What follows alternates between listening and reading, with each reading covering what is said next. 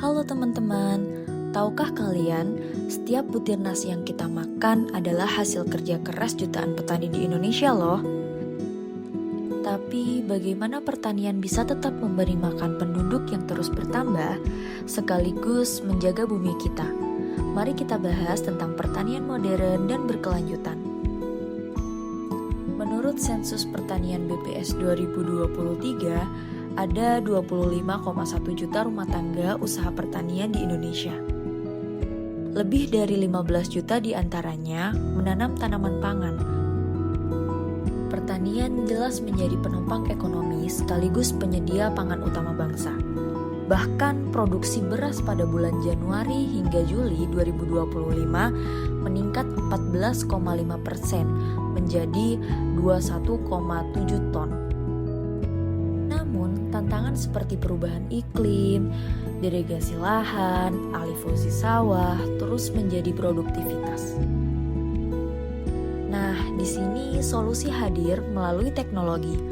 Drone digunakan menghubungkan kesehatan tanaman, sensor IoT membantu menentukan kebutuhan udara dan pupuk secara tepat. Irigasi tetes menghemat udara hingga 40%. Presisi pertanian membuat penggunaan pupuk lebih efisien, sekaligus menjaga lingkungan. Nah, studi global menunjukkan praktik pertanian berkelanjutan dapat meningkatkan keuntungan petani 20 hingga 30% dibandingkan metode lama. Tentu saja penerapan teknologi belum merata di Indonesia. Meskipun 90% petani menyadari praktik bertani berkelanjutan, penerapan total masih rendah, hanya sebagian kecil lahan yang menerapkan penuh.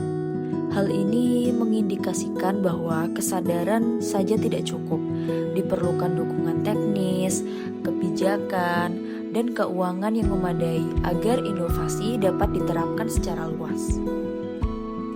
Pertanian berkelanjutan berarti menyeimbangkan produktivitas dan kelestarian. Kita tidak hanya bertani untuk hari ini, tetapi juga menjaga agar tanah, udara, dan ekosistem tetap sehat untuk generasi mendatang. Beberapa prinsip utamanya yaitu seperti meminimalkan penggunaan pupuk kimia seperti pupuk sintetis dan pestisida seminimal mungkin.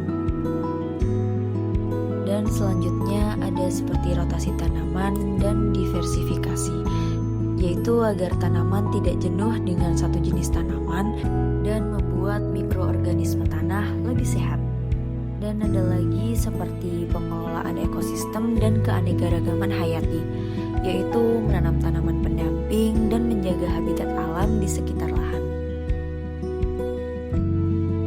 Nah, di sini manfaatnya jelas sekali teman-teman, seperti tanah lebih sehat, hasil panen stabil, keanekaragaman hayati tetap terjaga, dan pangan lebih aman tentunya.